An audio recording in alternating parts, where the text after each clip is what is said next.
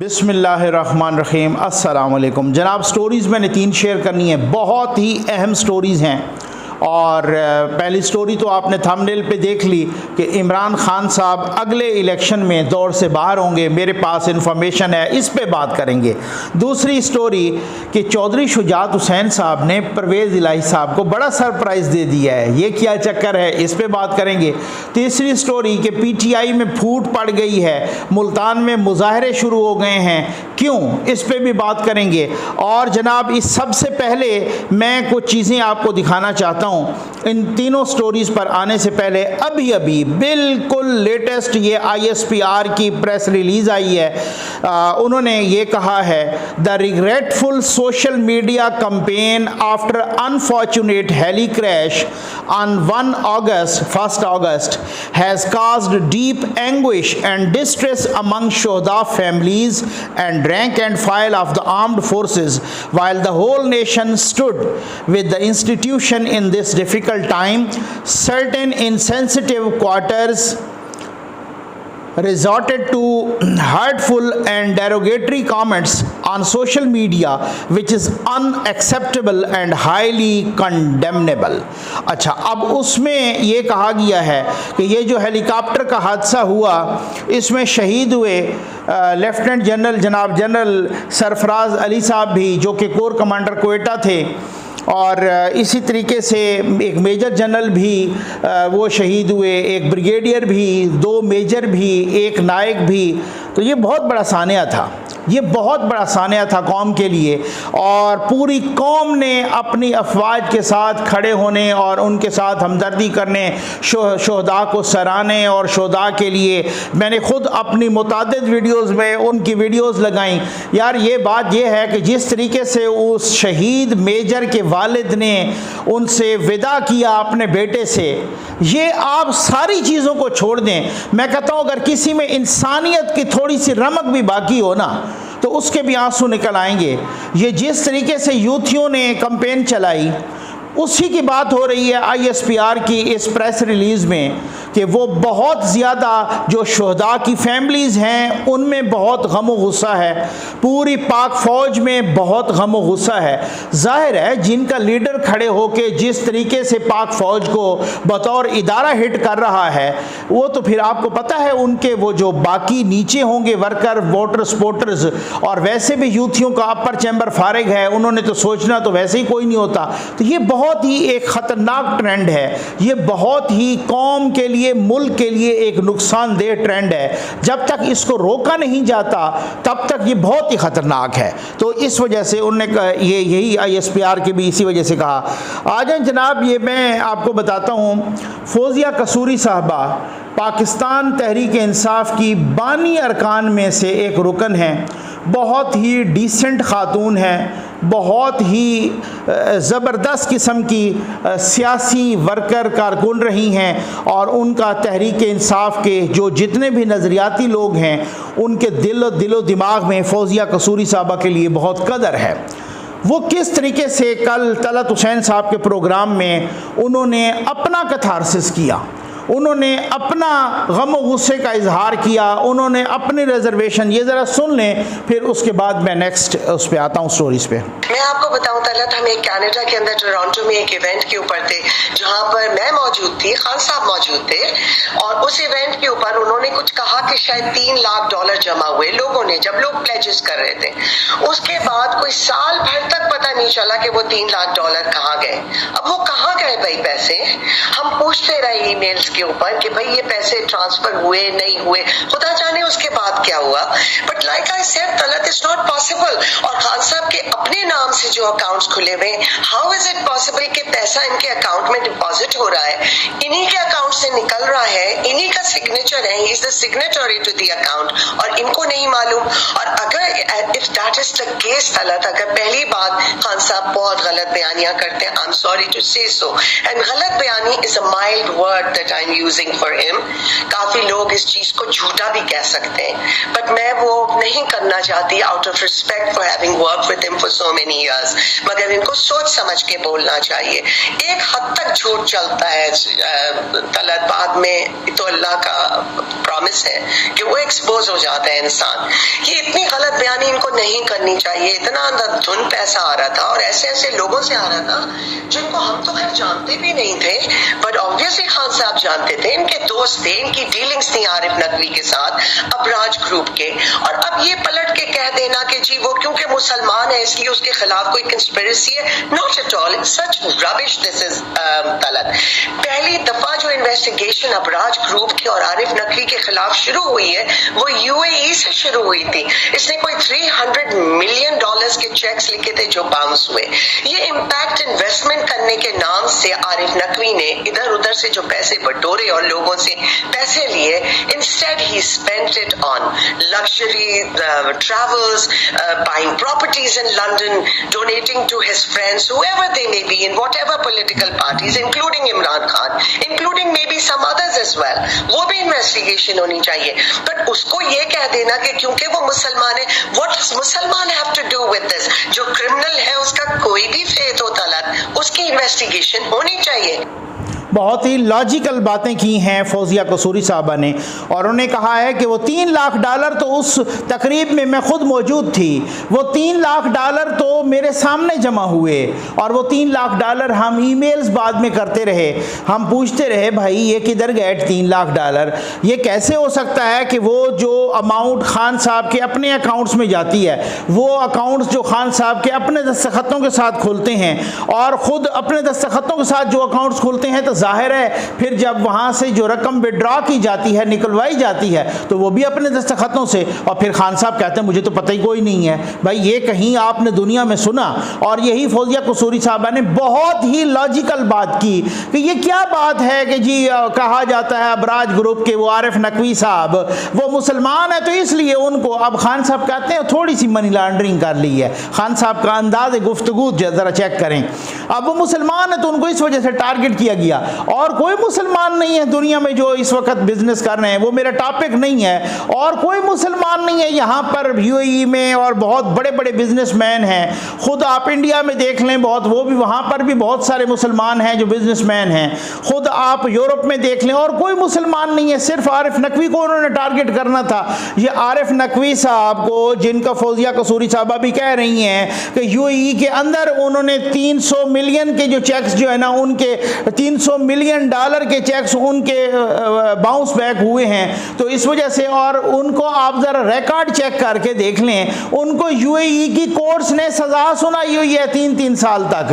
तो वहाँ तो चलो हम कहते हैं कि अमेरिका ने उनको सज़ा क्यों सुनाई, या वो क्यों सुनाने लगा है, या वो कोई क्यों उनको वहाँ से उनके हवाले करने लगे हैं। यहाँ तो ये है कि यूएई के कोर्ट्स ने उनको सज़ा सुनाई है, तो यहाँ तो मुसलमान ने सज़ा सुनाई है।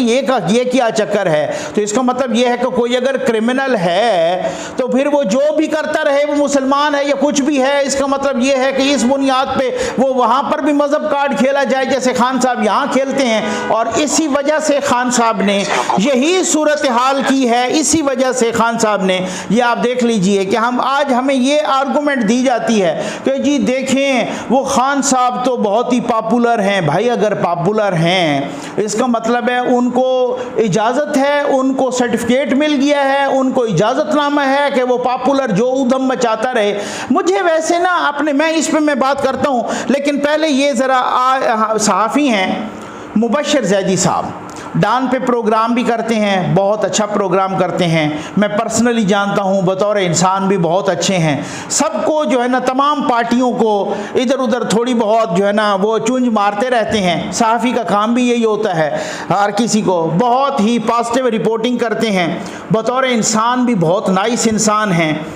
ये लोग 3 लोग मिलके डान पे प्रोग्राम भी करते हैं, और इनका और बहुत ज़बरदस्त, और ये मतलब ट्विटर पे भी बहुत एक्टिव हैं। उन्होंने को 1-2 दिन पहले वो ट्वीट किया, और उन पे उस ट्वीट में उन्होंने असल में बात क्या है, इन्होंने ना ये वो किया, और फिर एक और भी ट्वीट किया, मैं आपको सुनाता भी हूँ। इनकी वो ARY पर जो काशिफ अब्बासी साहब इनसे पूछ रहे थे, उसकी बुनियाद पे ये इमरान रियाज साहब ने लिखा था कि वो कौन था जिसने नवाज शरीफ को यकीन दहानी करवाई कि अगले इलेक्शन में आप अहल और इमरान खान मैदान से आउट होंगे। ठीक, ये मैं नहीं लिख रहा, ये खुद पालशिया सहाफ़ी इमरान रियाज साहब लिख रहे हैं। मुबशर लुकमान साहब ने उनके जवाब में लिखा कि वही जिसने इमरान खान को यकीन दहानी करवाई थी कि 2018 के इलेक्शन में नवाज शरीफ मैदान से बाहर होंगे। अब आपको समझ तो आ गई होगी, ठीक हो गया ना। अब उसके बाद जनाब ये हुआ और उन्होंने कहा कि मेरे पास इंफॉर्मेशन है, और वो इंफॉर्मेशन ये है मेरे पास कि अगले इलेक्शन से पहले इमरान खान को नाअहल कर दिया जाएगा और वो इलेक्शन से बाहर होंगे, यानी इलेक्शन लड़ने की दौड़ से बाहर होंगे। अब ARY ने उनको ले लिया, उनको प्रोग्राम में ले लिया। काशिफ अब्बासी साहब ने, वो क्या कह रहे हैं, मुबश्शिर जैदी साहब, ये ज़रा आप सुन लीजिए, फिर उसके बाद मैं आपको तबसरा करता हूँ। मैंने कहा ना एक एक स्टोरी बहुत अहम है, मैं बताता हूँ किस तरीके से PTI में मुल्तान में फूट पड़ी और किस तरीके से चौधरी शुजात हुसैन साहब ने परवेज़ इलाही साहब को एक बड़ा सरप्राइज़ दे दिया है। गेम बहुत बड़ी शुरू हो गई है, और आप ये ज़रा सुन लें। ट्वीट किया कि ये फैसला हो गया कि इमरान खान साहब को अगले इलेक्शन से बाहर रखा जाएगा, और आगे आपने उसको कहा ये इन्फॉर्मेशन है। जी, किसने फैसला किया? इंफॉर्मेशन है, और मेरा ये ख्याल है अपना कि ये इस तरह का एक फैसला हुआ है कि इस सारी सूरत हाल में इमरान खान साहब को साथ वही करेंगे जो नवाज शरीफ के साथ उन्होंने किया या जिसने भी किया। तो मेरा आपको भी पता है साहब, ये काम पॉलिटिशियंस नहीं किया करते हैं। हाँ बिल्कुल, ये तो जाहिर है। अब ये तो हम आप क्या ये तो व्यूअर को हमसे ज्यादा पता होगा कि कौन करता है। तो उसके बाद भी आप अगर मुझसे पूछ रहे हैं तो मैंने स्टेटमेंट दी थी, सवाल नहीं पूछा था। मैंने कहा था ये काम पॉलिटिशियंस नहीं किया करते, इट्स स्टेटमेंट। तो ऐसा ही है। देखिए मसला ये है कि अगर हमारी आप तारीख देख लेना तो ये चीज तो 50s से चली आ रही है। ठीक, ये मुबश्शिर जैदी साहब हैं जनाब। मुबश्शिर जैदी साहब कहते हैं मेरे पास इंफॉर्मेशन है कि इमरान खान को अगले इलेक्शन से पहले आउट कर दिया जाएगा। इमरान रियाज साहब के पास ये इंफॉर्मेशन है कि इमरान खान को आउट और नवाज शरीफ को इन कर दिया जाएगा। भाई यूथियों, मैं नहीं कह रहा, आपका अपना इमरान रियाज कह रहा है, ठीक हो गया ना। अच्छा, उनको आउट और नवाज शरीफ साहब को इन कर दिया जाएगा। हमारे यहाँ ना मतलब मैं कहता हूँ कि जो सहाफ़ी भी हैं ना, सहाफ़ी आज़ाद, अच्छा इसी तरीके से सेम कॉलम नुसरत जावेद साहब ने लिखा है। नुसरत जावेद का भी एक बहुत ही ज़बरदस्त किस्म का नाम, और कौन नहीं जानता वो। एक नुसरत जावेद साहब जस्ट लाइक एन इंस्टीट्यूशन है, एक इदारा है, इदारा, ठीक हो गया। अच्छा, उन्होंने भी कॉलम लिखा और उन्होंने भी यही लिखा कि नवाज के इमरान खान साहब के साथ वही होने लगा है जो नवाज शरीफ साहब के साथ होने लगा है। ज़ाहिर है हर सहाफ़ी अपनी इंफॉर्मेशन भी लेता है, हर सहाफ़ी हम कहीं ना कहीं से इंफॉर्मेशन खींचते हैं ताकि हम अंदर की बात आप तक पहुंचा सकें। और ये मैंने पिछली 2 वीडियोस में आपको बता चुका हूं, बल्कि 3 वीडियोस में ये चीज़ें तो आ जाएंगी, है ना, ठीक है। मेरी वीडियोस गवाह हैं, आप उठा के देख सकते हैं। अच्छा, बात ये है कि हम सहाफ़ी भी ना, मैं इंतहाई माज़रत के साथ, क्योंकि बहुत बड़े बड़े सहाफ़ी हैं, बहुत बड़े नाम हैं, मैं उनसे भी माज़रत के साथ बहुत ही हम, मेरा ख्याल है किसी मौके पर इमरान खान साहब से भी ज़्यादा जल्दी और ज़्यादा तेज़ वाला यू टर्न लेते हैं। मैं उसकी वजह बताता हूँ आपको, और वो ये है, अब कहा जा रहा है कि देखें किसी पॉपुलर लीडर को, किसी जमात को इस तरीके से नाअहल नहीं करना चाहिए, ये टेक्निकल बुनियादों पे नहीं करना चाहिए, वो ये नहीं करना चाहिए, वो नहीं करना चाहिए। ये तो बात है कि अगर जो पैनामा केस शुरू हुआ था उसी में नवाज शरीफ साहब को नाअहल किया जाता और करप्शन पे ही उनको नाअहल किया जाता, तो आज मैं भी उनके खिलाफ वीडियो कर रहा होता कि भाई वो बंदा करप्ट है, उनको करप्शन पे नाअहल कर दिया गया है, ठीक होगी। उनको पैनामा खेलते खेलते इकामा बीच में निकल आया, और ये पाकिस्तान की नहीं दुनिया की अदालती तारीख, मैं खुद लॉ का स्टूडेंट हूँ, दुनिया की अदालती तारीख में ये कोई अनोखा केस था कि बेटे से तनख्वाह ले सकता था पर नहीं ली।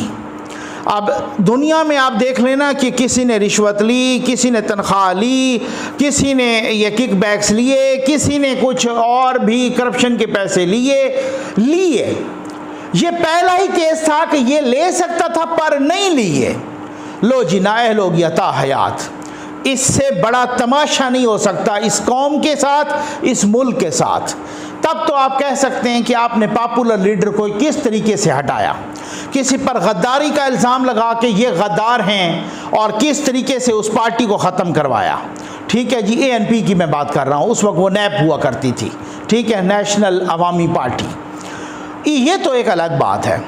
लेकिन एक बंदा जो कि रंगे हाथों पकड़ा गया, जिसने 16 अकाउंट छुपाए, उनमें से 2-3 अकाउंट्स को उसके अपने दस्तखतों से हैं, एफिडेविट सामने, फाइनेंशियल टाइम्स की स्टोरी सामने, आरिफ नकवी का स्टेटमेंट सामने, खुद अपने स्टेटमेंट सामने, पूरी की पूरी साबित हो चुकी। 8 साल केस चला, इलेक्शन कमीशन ने साबित किया है कि किस किस से, इंडियन से भी पैसे लिए, बाहर की कंपनियों से, और 1-2 नहीं 351 कंपनियां। ये कैसे हो सकता है कि 5 साल तक 2008 से 2013 तक, ये तो केस के ये इस तरह से मिनट्स थे ना, अदरवाइज तो 2022 तक भी उन्होंने जमा करवाया होगा सर्टिफिकेट इमरान खान ने अपने दस्तखतों के साथ। उसमें भी यही लिखा होगा कि मेरी नॉलेज के मुताबिक हमने कोई पुठा काम नहीं किया और सारा झूठा साबित हुआ, वो सारे का सारा एफिडेविट। 5 साल तक मुसलसल एक बंदा जमा कराता रहा।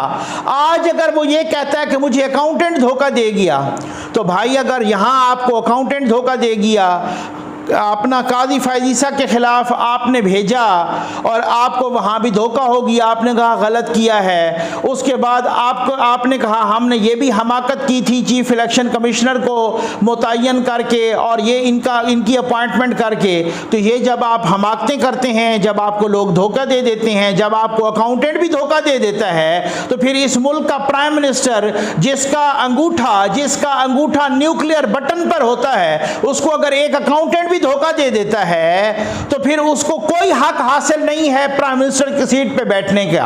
आप 5 साल तक आप धोखा खाते रहे अकाउंटेंट से, वो आपको कहता रहा कि हमने कोई गलत काम नहीं किया, पैसे आपके अपने अकाउंट में आते रहे माशाअल्लाह, और आप लिख के देते रहे कि हमने तो कोई किसी से पैसे लिए ही नहीं है। आपने खुद अपने दस्तखतों से जो पैसे जो अकाउंट खुलवाए उन्हीं अकाउंट में आते रहे। वो 4 बंदे जिनका आपने बड़ा इधर उधर मकसूद चपरासी और फलूदे वाला, उन 4 बंदों में अरबों रुपए आए जो आपके अपने मुलाजमीन थे उनके नाम पे। वो नेक्स्ट वीडियो में मैं आपको बताऊंगा भी सही कौन कौन थे और कितने आए। उनके अरबों रुपए आए और अब निकलवाते भी रहे उनके नामों से, और वो बेचारों से दस्तखत करवाते और निकलवाते रहे।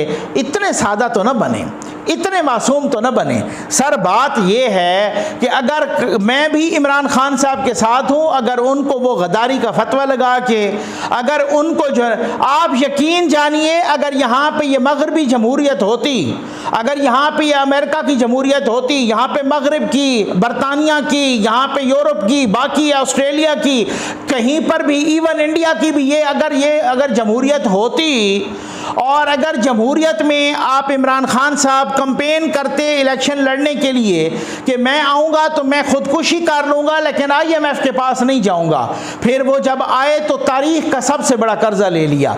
मैं आऊँगा तो मैं 15 से 20 की कैबिनेट रखूँगा, फिर उन्होंने 20 सेंचुरी क्रॉस कर ली। मैं आऊँगा तो मैं 90 दिन के अंदर सारी करप्शन ख़त्म कर दूँगा। उनकी अपनी कोई गोगी निकल आए तो कोई आरिफ नकवी तो कोई कौन तो पता नहीं, कोई पिंकी तो कोई कौन समझ नहीं आती, वो मासूम वज़ीर आला जिसको ये भी पता नहीं है कि कोरोना क्या होता है, और वो पूछता है ये कोरोना काटता कैसे है। करोड़ों की करप्शन उनकी भी निकल आई है, उन पे भी केसेस हैं।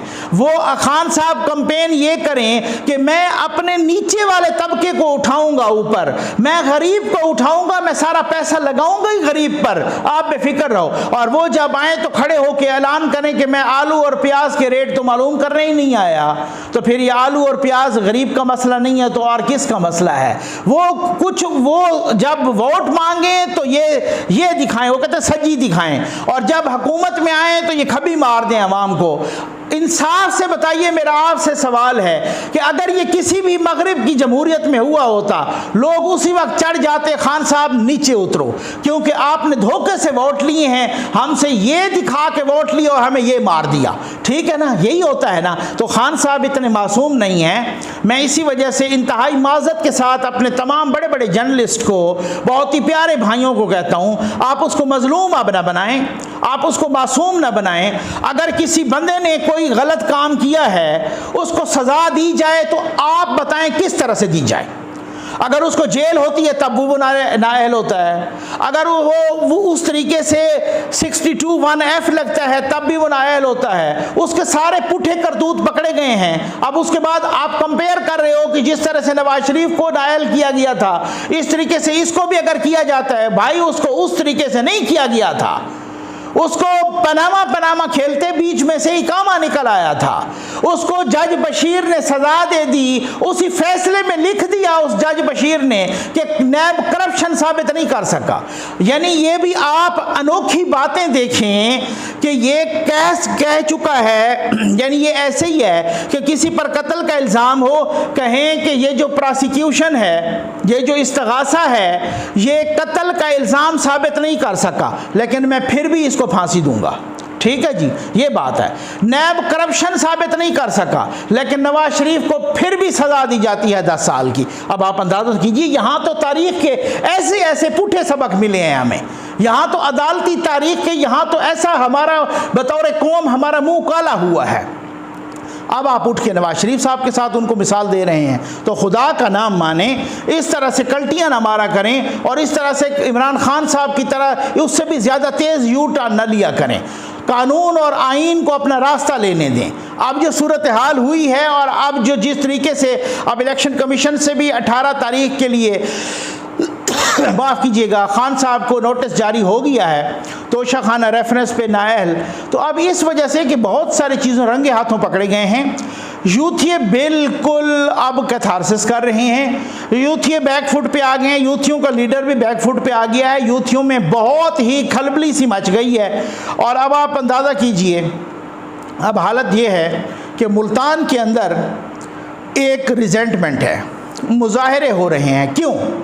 शाह महमूद कुरैशी साहब, उनके अपने बेटे जो जैन कुरैशी की सीट खाली हुई, वो MNA थे ना जैन कुरैशी साहब, NA 157 में वो इलेक्शन लड़े, PP 217 पर जीत गए, वो पंजाब में हैं। अब इसी तरीके से वो उनकी सीट खाली हुई। शाह महमूद कुरैशी साहब ने अपनी बेटी शहर बानो कुरैशी साहबा को वो जनाब दे दिया, ठीक हो गया ना, टिकट। अच्छा, अब क्या हुआ, वहाँ पर उनके एक अपने रुकन हैं वसीम साहब, इंजीनियर वसीम, वो खड़े हो गए। बाकी लोगों ने मुजाहरा किया, उन्होंने कहा आपको कोई नहीं नज़र आता था, आपको बाकी कोई नहीं नज़र आता। यहाँ खान साहब दूसरों की मोरूसियत पे बड़ी बात करते हैं, अपनी पार्टी में कोई मोरूसियत नहीं नज़र आती। यहाँ खटक साहब को देखें, वो ख़ुद MNA, उनका भाई MPA, उनका बेटा भी, वो भी पार्लियामेंटेरियन, वो भी उनका दामाद भी पार्लियामेंटेरियन, उनकी भाभी भी पार्लियामेंटेरियन। मतलब आप अंदाज़ा कीजिए पूरा शजरा बनता है। यहाँ मोरूसियत नज़र नहीं आती। अली अमीन, फिर अली अमीन का भाई, फिर उनका पता नहीं क्या और रिश्तेदार, यहाँ पे किसी को मोरूसियत नज़र नहीं आती। खान साहब दूसरों पे उंगलियाँ उठाते हैं। खान साहब बहुत ही, मैं कहता हूँ कि आपको ये क्रेडिट जाता है, बहुत ही महारत से झूठ बोलते हैं जी, बिल्कुल ऐसे ही है, ठीक है ना। मैं वो फौजिया कसूरी साहबा कह दें कि जी गलत बयानी करते हैं, लेकिन बात ये है असल में वो झूठ बोलते हैं, ठीक है। हकीकत ये है, सच ये है। चौधरी शुजात साहब ने जनाब बहुत बड़ा सरप्राइज़ दे दिया है। इन्होंने कहा कि जी हमने चौधरी शुजात को फारिग कर दिया। चौधरी शुजात ने इलेक्शन कमीशन को ख़त लिखा, फिर इन्होंने कहा कि जी हमारी इंट्रा पार्टी इलेक्शन हो रहा है, उसमें चौधरी शुजात साहब को फारिग करने का प्लान था। चौधरी शुजात साहब ने वहाँ पे एप्लीकेशन भेज दी और साथ ही लेटर भी भेज दिया, एप्लीकेशन भी भेज दी कि जी बात ये है कि इलेक्शन कमीशन को कि ये किस तरीके से कर रहे हैं, ये तो गैर कानूनी है। अब इलेक्शन कमीशन ने सब कुछ स्टे कर दिया है। उन्होंने कहा जी सारा कुछ स्टे होगा, स्टेटस को होगा, पहले हम इस केस को सुनेंगे। गालिबन 16 अगस्त है, 16 अगस्त को वो इस केस को सुनते हैं। परवेज़ इलाही साहब को यूँ वो क्या कहते हैं, सराइकी में और पंजाबी में भाव भुआलियाँ पड़ गई हैं, उनको समझ आ गई है क्या सूरत हाल है। चौधरी शुजात साहब भी कह रहे हैं अब लोगों में जो निजी महफिलों में जो मुझे पता चला है है, वो कह रहे हैं ये फ़ैसला तो ज़रा आ लेने दे तफसीली, उसके बाद मैं देखता हूँ, मैं ख़ुद वही जो है ना रेफरेंस भेजूँगा और मैं ख़ुद इनको डिसीड करवाने के लिए। बहुत सारे लोग इस वक्त भी चौधरी शुजात के साथ राब्ते में हैं जो काफ लीग के हैं, और उनमें एक बहुत बड़ी तादाद है, 10 में से 70 to 80% मुझे पता चला है बहुत ही बावसूख ज़राए से कि चौधरी शुजात के साथ वो राब्ते में हैं और उन्होंने उन पर एतमाद का इजहार किया है। इसी वजह से उनको अभी तक कोई सीटें भी नहीं मिली, कोई इस तरीके से उनको अभी तक कोई वजारतें भी नहीं मिली। बहुत बड़ी, मैंने कहा था ना, गेम अभी बाकी है। अब कहूँगा पार्टी तो शुरू ही अब हुई है, ये आपको बताता रहूँगा। उम्मीद है आपको वीडियो पसंद आई होगी। आपका बहुत बहुत शुक्रिया।